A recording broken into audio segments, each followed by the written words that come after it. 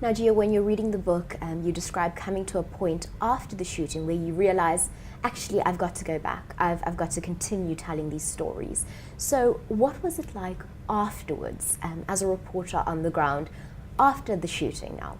I think it was still extremely difficult because that sense of violence was still there, and I wanted to be back there. I wanted to connect with the people on the ground, and it was very difficult. I was one of the first journalists who managed to secure an interview with one of the strike leaders, which was extremely difficult, but I managed to do that, and I was so happy with myself that I was able to give the miners a voice. And then, of course, I bonded with a woman in Marikana.